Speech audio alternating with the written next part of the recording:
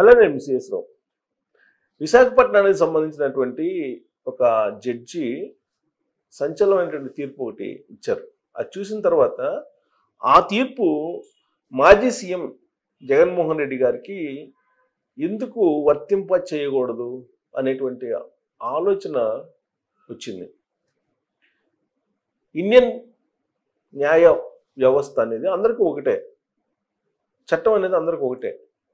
మరి ఒక మాజీ న్యాయవాదికి బకాయిలు ఉంటే ఆ బకాయిలు చెల్లించలేదని చెప్పి అతను కోర్టుకి వేస్తే విచారించినటువంటి జడ్జి కలెక్టరు కుర్చీ, కారు అన్ని జప్తు చేయమని చెప్పి తీర్పు ఇచ్చారు.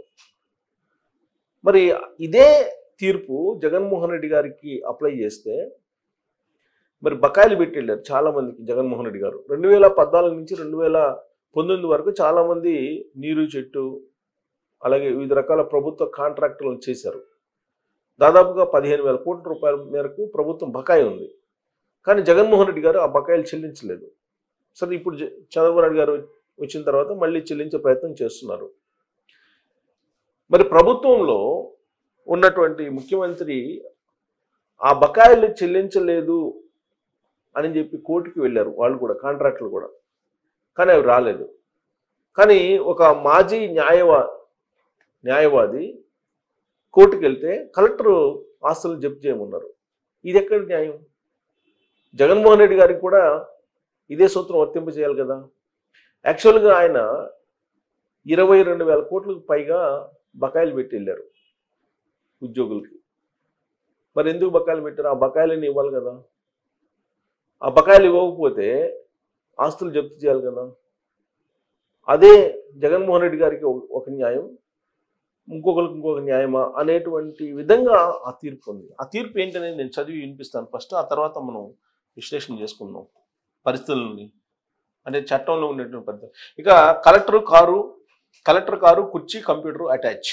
విచిత్రమైనటువంటి పరిణామం, సంచలనమైన తీర్పు కూడా ఇది.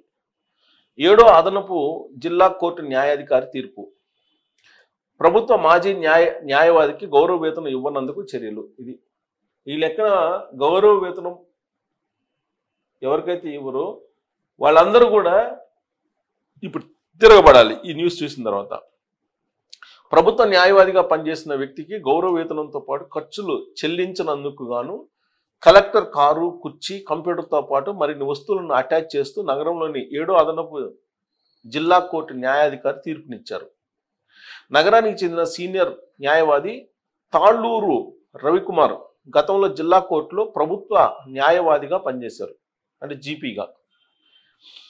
ఆ సమయంలో ఆయనకు చెల్లించాల్సిన నెలవారీ వేతనంతో పాటు కేసుల్లో ఖర్చు చేసిన బిల్లు మొత్తాన్ని ప్రభుత్వం చెల్లించలేదు. దీంతో రవికుమార్ జిల్లా కోర్టులో కేసు వేశారు. ఈ కేసును 7వ అదనపు జిల్లా న్యాయాధికారి అంటే జడ్జి విచారించారు. న్యాయవాదికి చెల్లించాల్సిన 50 లక్షల గౌరవ వేతనంతో పాటు ఆయన ఖర్చు చేసిన 25 లక్షలు కూడా చెల్లించాలని గత జనవరిలో తీర్పునిచ్చారు. సో జనవరిలోనే ఇచ్చారు, కానీ అది అమలు కాలేదు. అది అమలు కాకపోవడంతో తీర్పుని అమలు చేయాలని కోరుతూ న్యాయవాది పిటిషన్ దాఖలు చేశారు. దీనిపైన రాష్ట్ర ప్రభుత్వం హైకోర్టును ఆశ్రయించినప్పటికీ ప్రయోజనం లేకపోయింది. న్యాయవాది పిటిషన్పై విచారణ జరిపిన న్యాయాధికారి 75 లక్షలకు కలెక్టర్ కారు, కుర్చీ, కంప్యూటరు, కార్యాలయంలోని మరికొన్ని కంప్యూటర్లు, కలెక్టర్ ఛాంబర్లోని 25 కుర్చీలు, ఇతర సామాగ్రిని అటాచ్ చేయాలంటూ బుధవారం తీర్పునిచ్చారు. అది ఈ తీర్పు చూసిన తర్వాత మరి బకాయిలు ఉన్నటువంటి వాళ్ళు అందరూ ఏం చేయాలి? యాక్చువల్గా తిరగబడాలి. ఆ న్యాయవాదికి, ఆ గవర్నమెంట్ లీడర్కి వర్తించినటువంటి తీర్పు బకాయిలు ఉన్నటువంటి వాళ్ళకి ఎందుకు వర్తించదు? ఇప్పుడు ఉద్యోగులకు బకాయిలు ఉన్నారు, మరి ఉద్యోగులకు బకాయిలు ఉన్నారు కాబట్టి మొత్తం ప్రభుత్వాన్ని, ప్రభుత్వ ఆస్తులను జప్తు చేయాలి కదా. మామూలుగా ఈ తీర్పుని బేస్ చేసుకొని మనం కనుక ఆలోచిస్తే బకాయిలు ఉన్నటువంటి కారణంగా ఆ కలెక్టర్ ఆఫీస్లో ఉండేటువంటి ఛాంబర్ మొత్తాన్ని జప్తు చేయమన్నారు, అటాచ్ చేసేయమన్నారు. ఏది? కలెక్టర్ కారు, ఆ బంగ్లాలో ఉండేటువంటి కుర్చీలు, కంప్యూటర్లు మొత్తం అటాచ్ చేయమని చెప్పి 7వ అదనపు కోర్టు జడ్జి చెప్పారు. మరి ఇదే తీర్పుని మరి అంత లెక్క వ్యాప్తి చేయాలి. ఎందుకంటే హైకోర్టుకు వచ్చింది ఈ కేసు. ప్రభుత్వం హైకోర్టులో వేసిందట. హైకోర్టులో వేసినప్పటికి కానీ హైకోర్టు కూడా మళ్ళీ అక్కడికే పంపించింది కేసుని. జనవరి నుంచి ఆ తీర్పుకు సంబంధించినటువంటి దాన్ని నెరవేర్చలేదు ప్రభుత్వం. దాంతో అటాచ్ చేయమని చెప్పింది. సో ఇప్పుడు జగన్మోహన్ రెడ్డి గారు కానీ లేదా అంతకుముందు ముఖ్యమంత్రులు కానీ ఈ బకాయిలన్నీ చెల్లించకుండా వెళ్ళారు కాబట్టి వాళ్ళకు సంబంధించినటువంటి ఆస్తులను జప్తు చేయాలా? ఇప్పుడు కలెక్టరు ఓకే ప్రభుత్వ ప్రతినిధి, ఆయన ఆ జిల్లాకి మేజిస్ట్రేట్ కాబట్టి ఆయనకు సంబంధించినటువంటి ఆస్తులను అటాచ్ చేయమన్నారు. ఇప్పుడు అదే గవర్నమెంట్ బకాయిలు ఉన్నాయి చాలా కాలంగా. ఈ గవర్నమెంట్ బకాయిలు చెల్లించకపోతే ప్రభుత్వ ఆస్తులను జప్తు చేయమన్నారు కదా, లేదా అటాచ్ చేయమన్నారు కదా. అటాచ్ చేయమని చెప్పాలి కదా. ఇప్పుడు యాక్చువల్గా గతంలో మనం జగన్మోహన్ రెడ్డి గారు అధికారంలో ఉన్నప్పుడు అప్పుల కోసం సెక్రటరియట్ని తాకట్టు పెట్టారు.